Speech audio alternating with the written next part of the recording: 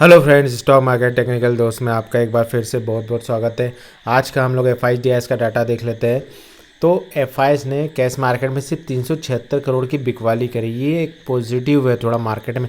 कल जैसे 4200 करोड़ के आसपास बिकवाली करे थे, आज 376 मतलब एक छोटी बिकवाली की है। और सेंटीमेंट भी मार्केट का पॉजिटिव दिख रहा है। वही DIs देखे तो 1017 ज़्यादा बड़ी खरीदारी नहीं करे, लेकिन पॉजिटिव बाइंग जारी हुई है। इंडेक्स की बात करें तो इंडेक्स फ्रंट पे मार्केट में अच्छा खासा बड़ा मूवमेंट आया। 5392 करोड़ की खरीदारी हुई।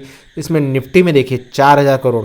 ग्लोबल सब नेगेटिव है, US ईरान के बीच में लड़ाई का चल रही है, तब भी मार्केट पॉजिटिव क्लोज हुआ है। मतलब FIs की तरह हमारे मार्केट में अब सेंटीमेंट बदल रहा है, इनका पॉजिटिव होने की कगार पे है। बैंक निफ्टी में भी 1441। ये बताता हूँ कल बड़े बैंकों के रिजल्ट आने वाले, शनिवार को 5-6 बैंक के, संडे को, तो FIs पॉजिटिव जा रहे हैं मार्केट में।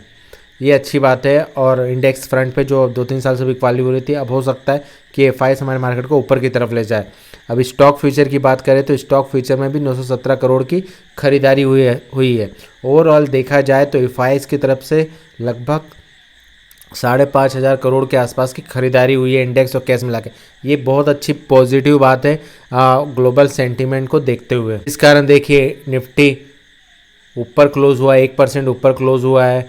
बैंक निफ्टी भी 1.63% ऊपर क्लोज हुआ है। सिर्फ हमारे मिड कैप और स्मॉल कैप में सेलिंग हुई है 0.53% से 0.2%, 21%। इसलिए लोगों की जो पोर्टफोलियो है, ज़्यादातर लोगों के पास मिड कैप और स्मॉल कैप के स्टॉक पड़े रहते हैं, इसलिए उनमें ज़्यादा मूवमेंट नहीं दिखा।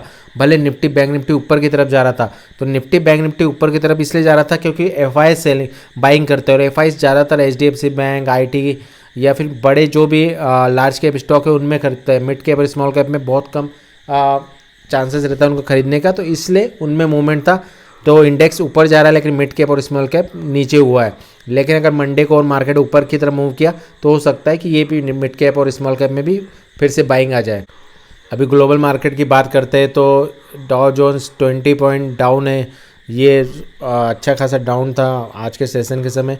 लेकिन नैस्डैक में सेलिंग जारी है। और नैस्डैक में जो सेलिंग है सेमीकंडक्टर शेयर्स, AI रिलेटेड, इसलिए जो AI से रिलेटेड स्टॉक है उनमें ज़्यादा सेलिंग हुई है। उसके कारण देखिए उसके बारे में वो डिस्कस करेंगे। तो अभी ब्रेंट क्रूड भी लगभग फ्लैट है 85 के आसपास। अभी ग्लोबल में देख लेते हैं। निकाई में देखिए आज जो मार्केट था, निकाई 4% डाउन था। निकाई में अच्छी खासी सेलिंग थी जो एशियन मार्केट है। और कॉस्पी जो सेमीकंडक्टर से रिलेटेड शेयर है जहाँ पे ज़्यादा है, वो 6% डाउन है। तो ग्लोबल में देखा जाए तो एशियन मार्केट में अच्छी खासी सेलिंग रही है। और डाउ और नैस्डैक में भी उसके बाद भी हमारा मार्केट अच्छा खासा पॉजिटिव हुआ है। तो ये मार्केट की स्ट्रेंथ दिखा रहा है और FIs की वापसी का चांसेस दिखा रहा है। अब निफ्टी की बात करते हैं तो निफ्टी का जैसे मैंने आपको डिस्कशन कल ही बताया था कि 24,300 और 24,000 नीचे की तरफ एक सपोर्ट की तरह, ये दो रेंज के ऊपर जब ब्रेकआउट देगा तब मार्केट एक बड़े मूवमेंट के लिए तैयार होगा। तो 24,300 के ऊपर इसने क्लोजिंग दे दी है।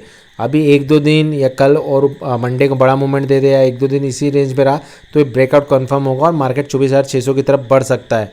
इस बीच में अगर कुछ शनिवार संडे को कुछ नेगेटिव डेवलपमेंट हो गया US ईरान के बीच में, तब वो ग्लोबल कंडीशन के कारण मार्केट नीचे आ सकता है। तो उसमें हम लोग कुछ नहीं कर सकते, वो सिनेरियो युद्ध का चलता ही रहता है। लेकिन अगर मार्केट ऐसे ही रहा, सेंटीमेंट कुछ ज़्यादा नेगेटिव नहीं रहे, तो मार्केट हो सकता है फिर 24,600 की तरफ भी जाए। ये मंडे को पता चलेगा।